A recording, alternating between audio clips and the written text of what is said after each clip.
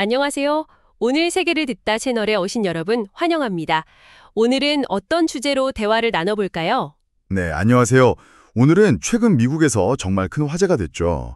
미국 연방 팀 면세 법안 통과 및 경제적 영향, 이걸 좀 깊이 들여다볼까 합니다. 아, 그 법안이요. 2025년 5월 20일이었나요? 미국 상원에서 정말 예상치 못하게 만장일치로 통과됐다고 해서 저도 좀 놀랐습니다. 맞습니다.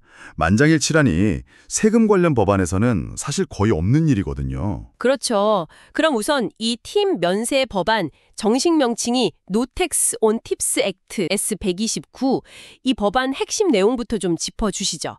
그러니까 팁 받는 거 세금 안 내게 해준다는 거죠. 네, 기본 골자는 그겁니다.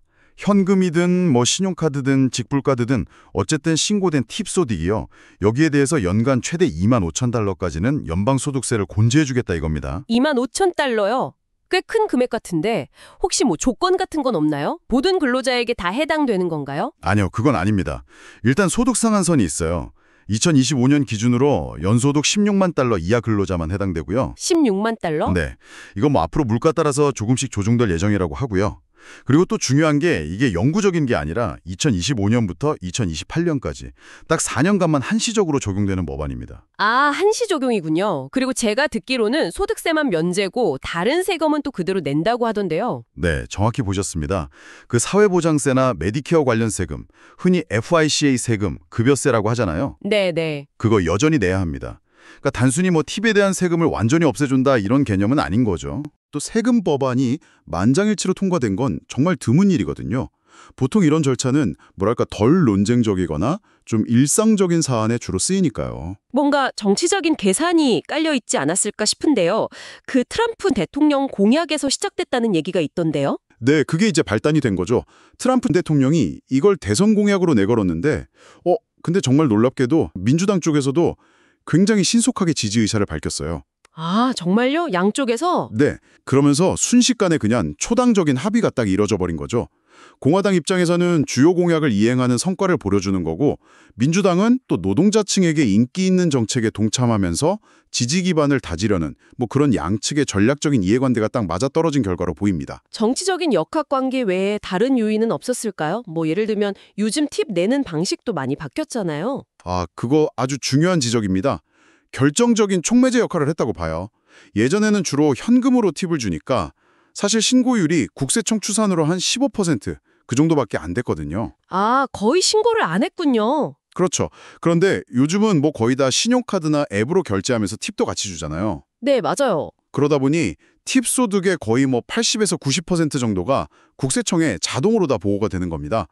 그러니까 이제 근로자들 입장에서는 세금 부담이 확 현실화된 거죠. 그러면서 자연스럽게 면세 요구가 커질 수밖에 없었던 배경이 있습니다. 아하, 그렇군요. 예전엔 잘 안 내던 세금을 이제 내게 되니까 면제해달라는 목소리가 커졌다. 일리가 있네요. 자, 그럼 이제 가장 궁금한 부분인데요. 경제적으로 어떤 영향이 있을까요? 당장 세수가 엄청 줄어들 거라는 우려가 많던데요.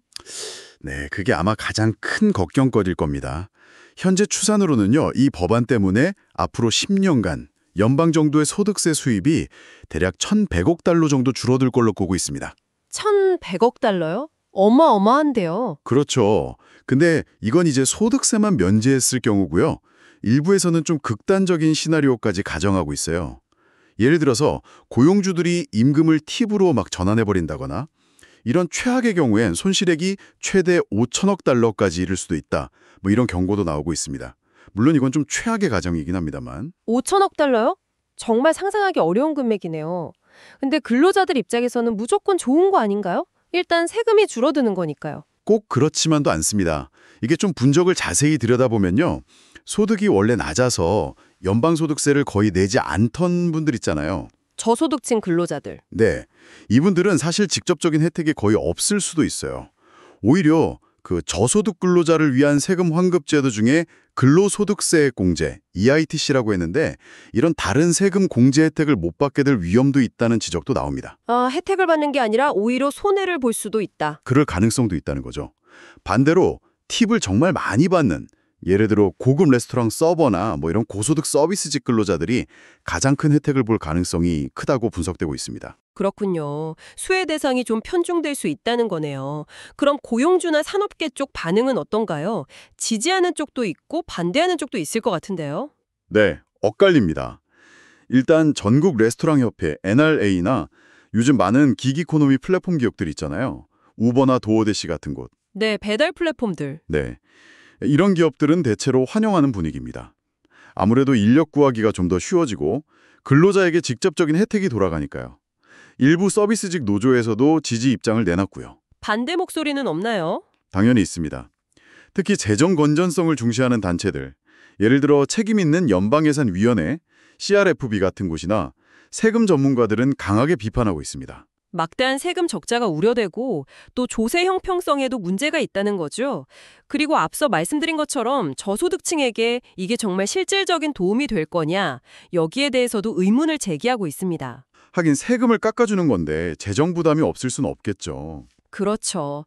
흥미로운 건 연방 차원에서는 이렇게 신속하게 그것도 만장일치로 통과됐는데 주정부 단위로 내려가면 분위기가 완전히 다르다는 겁니다. 아, 주정부는 다른가요? 네.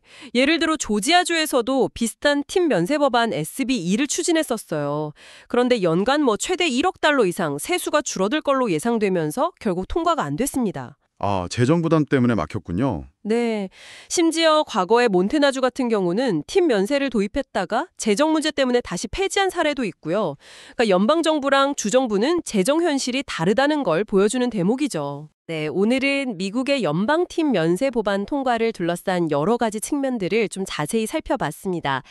정말 이례적인 초당적 합의로 통과되긴 했지만 말씀하신 것처럼 재정 부담 문제나 또 실제 혜택이 누구에게 돌아가는지에 대한 논쟁은 앞으로도 계속될 것 같습니다. 네, 맞습니다. 단순히 세금을 깎아준다 이 차원을 넘어서서요. 이 법안이 장기적으로 팁에 의존하는 많은 근로자들의 소득 안정성에 과연 어떤 영향을 미칠지, 또 어쩌면 팁이라는 문화 자체에는 또 어떤 변화를 가져올지, 이런 부분들을 좀 더 깊이 고민해 볼 필요가 있겠네요. 네, 오늘 말씀 감사합니다. 지금까지 오늘 세계를 듣다 채널이었습니다. 시청해주신 여러분 진심으로 감사합니다.